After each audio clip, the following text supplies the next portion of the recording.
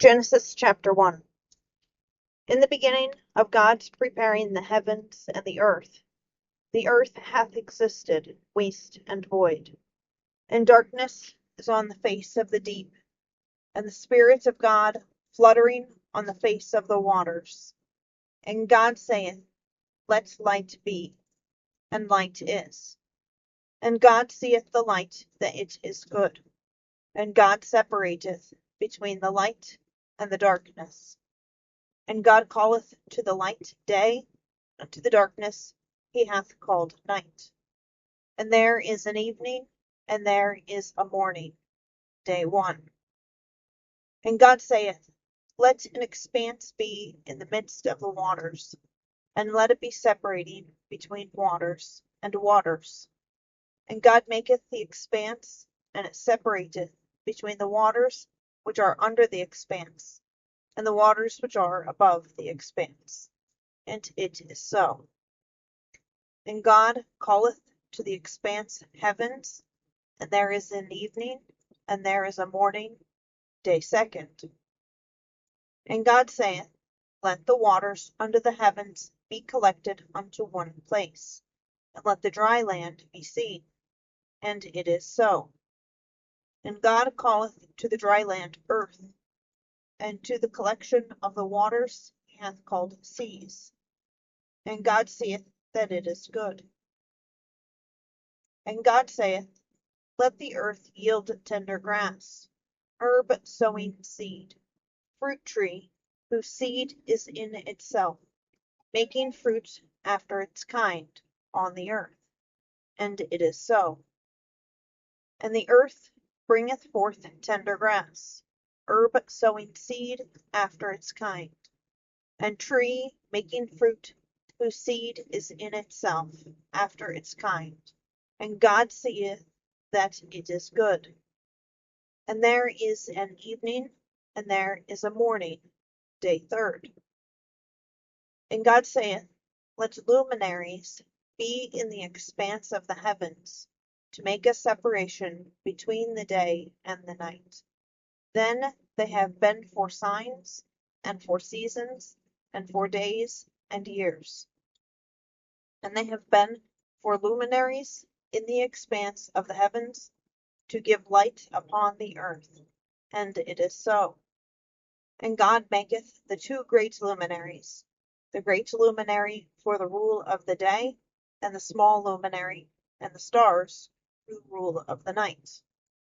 And God giveth them in the expanse of the heavens, to give light upon the earth, and to rule over day and over night, and to make a separation between the light and the darkness.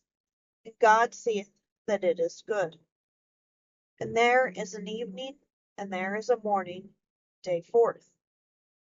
And God saith, Let the waters teem with the teeming living creature, and fowl let fly on the earth on the face of the expanse of the heavens. And God prepareth the great monsters, and every living creature that is creeping, which the waters have teemed with, after their kind, and every fowl with wing, after its kind. And God seeth that it is good.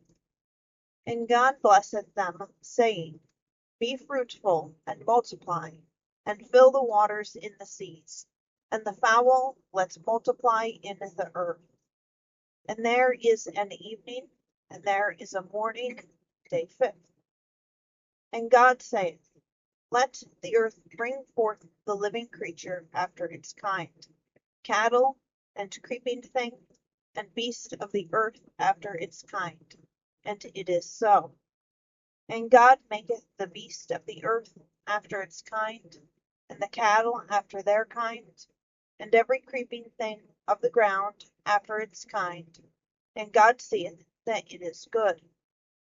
And God saith, Let us make in our image, according to our likeness, and let them rule over fish of the sea, and over fowl of the heavens, and over cattle, and over all the earth, and over every creeping thing that is creeping on the earth. And God prepareth the man in his image. In the image of God he prepared him. A male and a female he prepared them. And God blesseth them, and God saith to them, Be fruitful, and multiply, and fill the earth, and subdue it, and rule over fish of the sea, and over fowl of the heavens, and over every living thing that is creeping upon the earth. And God saith, Lo, I have given to you every herb sowing seed, which is upon the face of all the earth, and every tree in which is the fruit of a tree sowing seed. To you it is for food.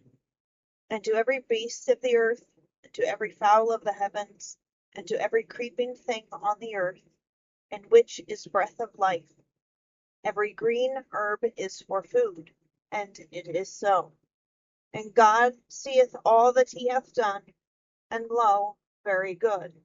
And there is an evening, and there is a morning, day the 6th. That's the end of the chapter. I was trying to understand why in first chapter it says 27, and God prepareth the man in his image. In the image of God he prepared him. A male and a female he prepared them. But then it doesn't talk about how they're made from dust and trying to find that. I think it's in chapter 2 or 3. Yeah. Verse 7, chapter 2. And Yahweh God formeth the man dust from the ground, and breatheth into his nostrils breath of life, and a man becometh a living creature. And Yahweh God, and then starting planting a garden. I was trying to understand why it's written like that. I don't know why. That was all. So the way I understand it, chapter 1 is like an overview of everything that happened in the first 6 days of creation. Okay. And then chapter 2 goes into detail of what happened on the 6th day of creation. Right. I didn't have anything else. You know how when we read the Gospels, it's different from Matthew, Mark, Luke, and John. They all have different perspectives. You know how sometimes when you're explaining something to one person, you have to explain it differently to another to get to the same conclusion. Yeah.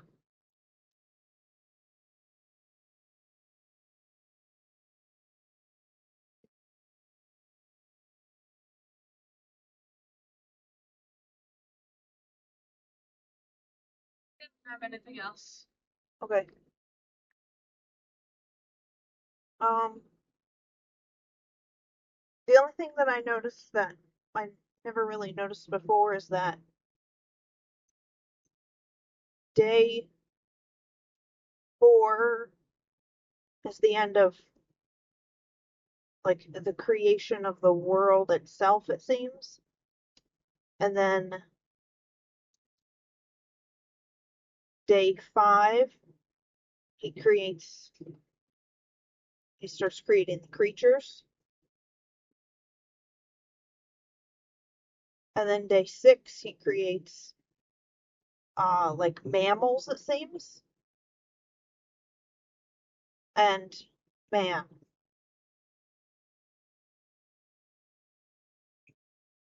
So I thought that was interesting. Because I didn't realize that mammals and man were created on the same day.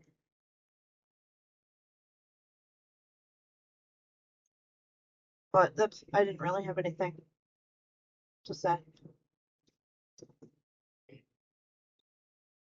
I was pondering creation itself during reading of it. You know, like he formed the luminaries, for instance. It's just imagine creating a luminary.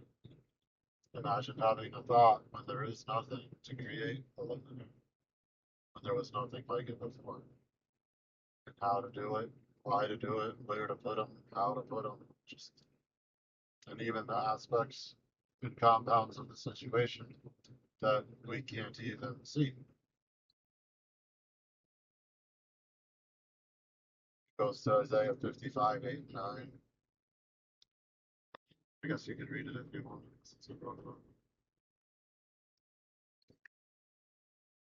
Isaiah 55, 8 and 9.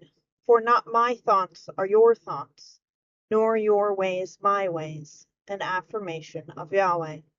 For high have the heavens been above the earth, so high have been my ways above your ways, and my thoughts above your thoughts.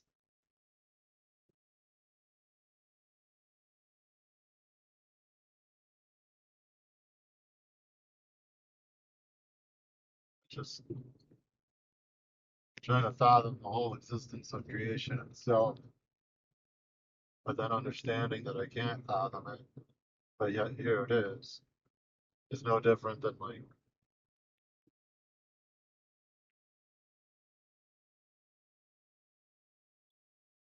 you wake up and somebody gives you a bunch of apples. So you don't know where the apples came from. You can imagine, but you don't know. And then like the words of going into the orchard, I don't have to spell it all out. It's just the infinite unknown brought to creation, and we're told just enough that we can see the foundational aspects of existence that are pertinent to us. It's just like with certain math or certain situations, you don't necessarily need to know everything to become operational. You just need to know enough to make it through. And us compared to God is so, you get overwhelmed with too much information on subjects and it becomes daunting. Just enough. So even the words themselves, part of creation, of course. But then why these words in this exact order? Just like the luminaries placed exactly where they needed to be for all things to function. So too would these words be placed exactly as God intended for all things to function.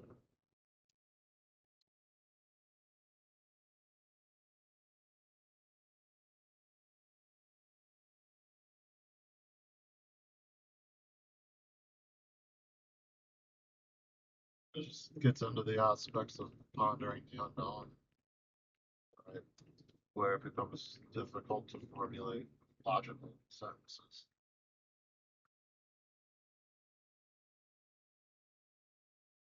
I don't really have anything specific to say.